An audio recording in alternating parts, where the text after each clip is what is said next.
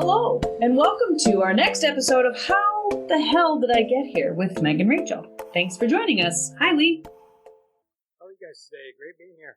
Yes, we're wonderful. It's a lovely day outside. The sun is shining. Not as nice as it could be in March, but it's not as worse as it could be either, I guess. Yeah, I'm thinking it's better than 3 feet of snow. Yes, which has been known to happen around here. All right, a little bit about our guest before we get started. Lee DeLange is the COO for GenPro Energy Solutions, a Black Hills-based energy service organization with a global depth of experience in solar and energy efficiency technologies. He and his wife, Amy, have 3 grown children and enjoy spending time in the beautiful Black Hills of South Dakota. I also happen to know that Lee likes to golf. He does not consider himself a golfer, but likes to golf. Is that right? Do I remember that correctly? Very accurate. Yes, very accurate. I have not mastered that sport yet, and I'm trying all the time, but it's just enjoyable to be outside. Yeah, that's what I say. I just like having an excuse to be outside for 2.5 hours. And I own clubs. I would never call myself a golfer. So I'm totally with you on that. Well, Lee, tell us a little bit about your story and your background and your moment where you looked up and you thought, how the hell did I get here? Yeah, great. I have since grade school, junior high, high school, I kind of always knew where I was heading. I wanted to be an architect for as long as I can remember. And so I went through school, graduated high school, valedictorian, started at School of Mines, and then the world kind of collapsed and I didn't do as well in that setting. And I realized that engineering world wasn't really my thing. And so I kind of switched paths there a little bit, ended up going to a technical school in Black Hills State and got on as an intern at Black Hills Corporation. Black Hills Power and Light way back then.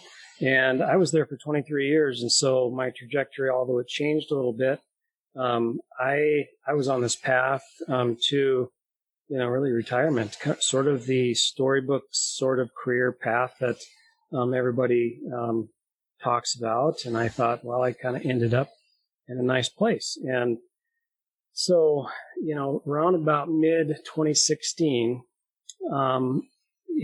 it sort of fell apart again. And this really good looking path that I was on started to not make sense. It started to feel a little bit awkward. It started to be uncomfortable.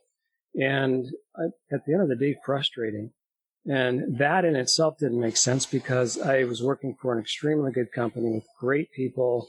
I had a trajectory to, I do well, and again, I never did have my sights set on a title or some status or anything like that. In fact, all I like doing is I like designing things. I like seeing things done.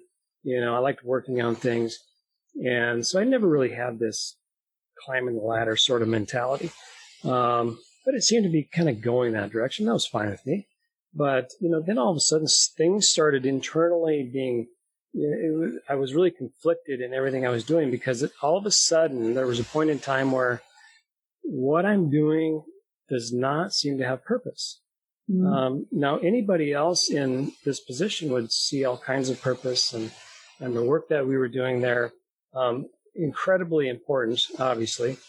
But me, a part of it, I started, sort of freezing in time. Everybody else was sort of really active around me and doing their thing. And I was just kind of here in this fog going, I have no idea what I'm contributing to what's happening here. So it was several weeks of sort of struggling with that and kind of going along parallel to this. I was getting a job offer from GenPro. And I declined it several times. And really, that made no sense at all. It would not be responsible. It would not be logical. You name it. It did not meet any of the criteria that I had in my head. So, little did I know that was that sort of breakout solution sort of just kind of waiting for me. But anyway, there was a time that, if you heard my story in the past, I sort of ended up on the floor in an anxiety attack in my office. Whoa. And that was a catalyst of like, okay, something is really wrong here. So that was the moment, the beginning of the moment, but it was several weeks and even months after that where I understood that how I was designed as a person was not really fitting into this pathway that I was on. And, being the personality type and everything, I started looking into it. I got to know myself. I got to understand who the heck I am, because I have been up to this time working for somebody else, pleasing somebody else, really being who they needed me to be. And, there's nothing wrong with that at times, but when it completely takes over who you are, then I'm really worthless to everybody around me. So I had to okay, I need to figure out who I am, what I'm good at, what I'm not good at, learn how to really break that out and, get really solid people around me that I can help. Because that was the key to me. It's I found out that I was really, that my passion and my desire was to help equip others around me. It was no longer about, okay, how can I elevate myself? How can I, develop myself? It started to look okay, I need to get the people around me really good at what they do, because that's the only way that I'm going to really get any satisfaction out of the end of the day. It's I want to build things. Since I was a little kid, I love drawing houses and I dreamed of building houses. But it's sort of it was that aha moment where I figured out I want to build people. I want to equip people and see them succeed and see them build themselves. So that was kind of the moment. So then I when it all clicked this one night, I texted Dwight at GenPro and I said, I'm in. 2 simple words that sort of just changed everything about where my life was going. Awesome. That's such a great story.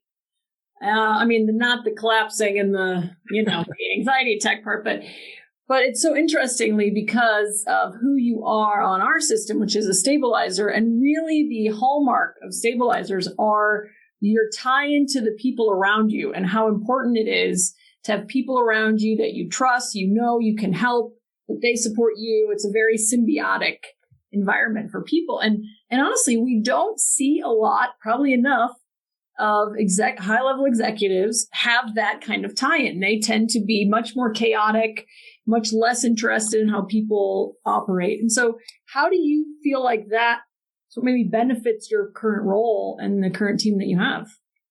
Yeah, good question. And it's, interestingly enough, when you said high-level executive, I just kind of cringed because I don't see myself that way.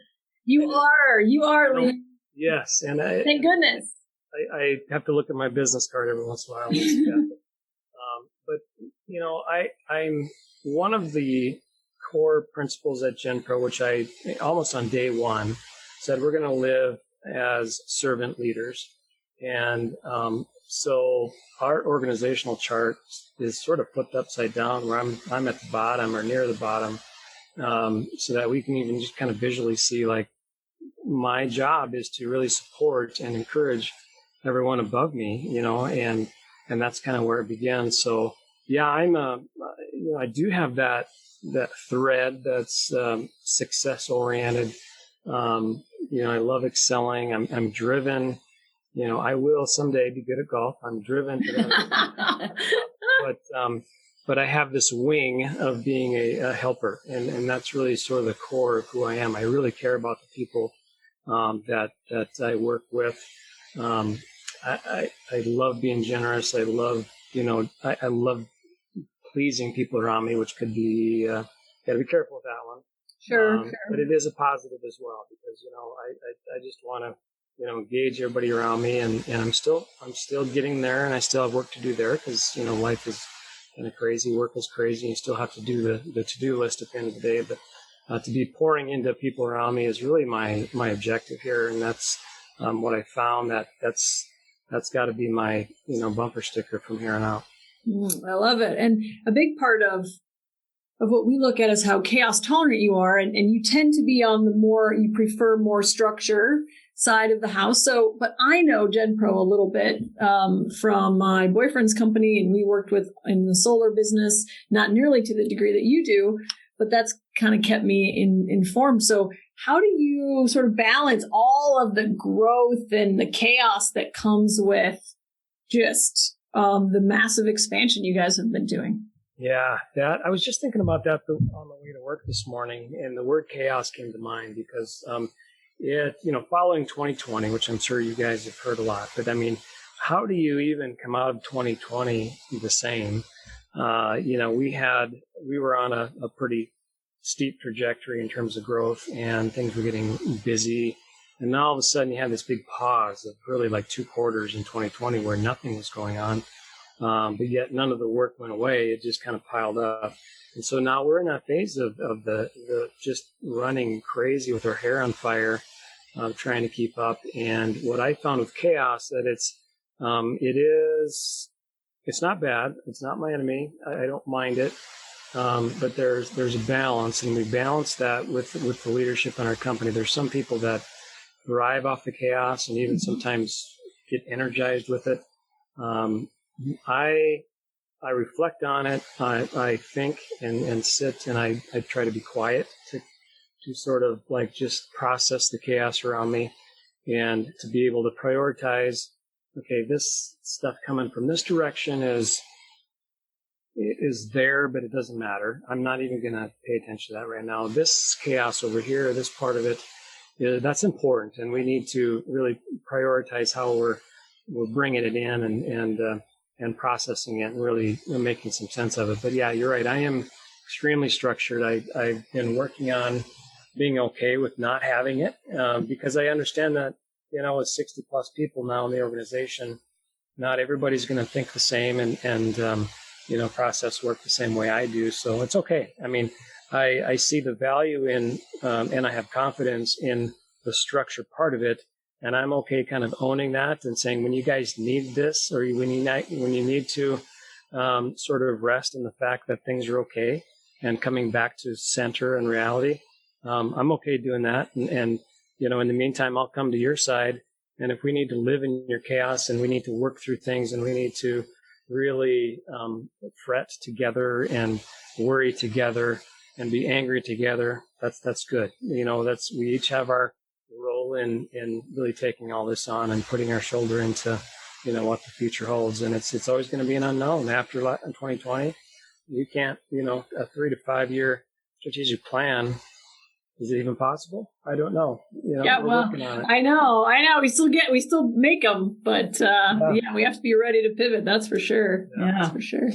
I have one bonus question because I'm really interested in the part of the story, Lee, where you talk about kind of when you had your anxiety attack, and then when you kind of woke up from that or whatever, you were like, what am I doing? Like, why is this not working? I don't feel like I'm providing value, which was way more important to you at that point than the size of your paycheck or anything. Like, you felt like, gosh, I wasn't providing value. We actually hear from a lot of leaders that they kind of hit that spot and then they go, oh God, now what am I going to do? And you kind of almost have to rebuild yourself. Learning from that experience, did you have any moments or tips or tricks you would share with our audience about, I should have paid attention to this thing that was happening and it probably would have saved me from the full on anxiety attack and I could have redirected myself without the trauma? Yeah. Great question. And I've thought about that a lot, and I've talked to other people that were in similar situations a lot too. And I think there's a recurring theme that comes up when we're speaking of this sort of, really difficult time in anybody's life, is the word vulnerability comes up a lot. And to be able to have a core 1, 2, or 3 people around you that know you very well, somebody that you can be extremely honest with, somebody that you can go have a beer with and say, tell me the truth about myself. To be vulnerable and open up to somebody and kind of continue that relationship, I think is really quite valuable and probably overlooked in this whole process. Because if there would have been a time, years before this, where I could have gone to somebody in the organization or a good friend of mine and say, I'm starting to feel like I'm not adding value. What do you see? What do you see about me? This is who I say I am. This is who they say I am. What do you think I am? What do you think I would be good at? What do you see I'm not doing well?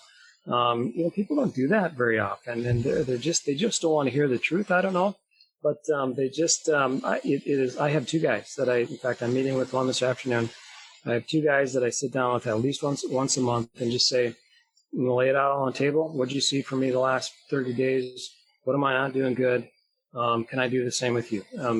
Those, just being able to dig it up on a constant basis and just sort of check yourself, I think you can avoid a lot of situations, because we island ourselves, high performers in those situations. We isolate ourselves and put ourselves on an island. We have to live up to the title. We have to live up to the status, whatever that is. We build our own little, bubble that we think we have to be in. And I think it's yes, we don't have to do that. We're all humans.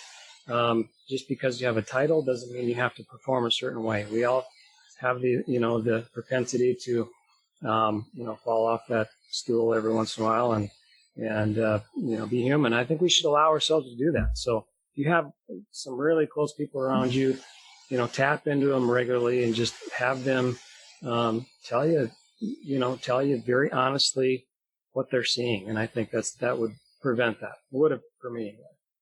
Well, Meg, I've been meaning to tell you. I was going to say, mine is on autocorrect. Yeah, right. She has no. It's constant. It's not once a month. It's just a constant. If I want to know or not. No, I think that's really good advice. And I do have a couple of people in my life that I lean on pretty heavily. And I have been corrected a time or two, which has definitely been to my benefit. So I think that's great advice. With most of our amazing guests, we could talk to you all day, but we can't, because we promised our guests that there are people who listen, our audience, that we won't take too much of their time. So Lee, thank you so much for your time.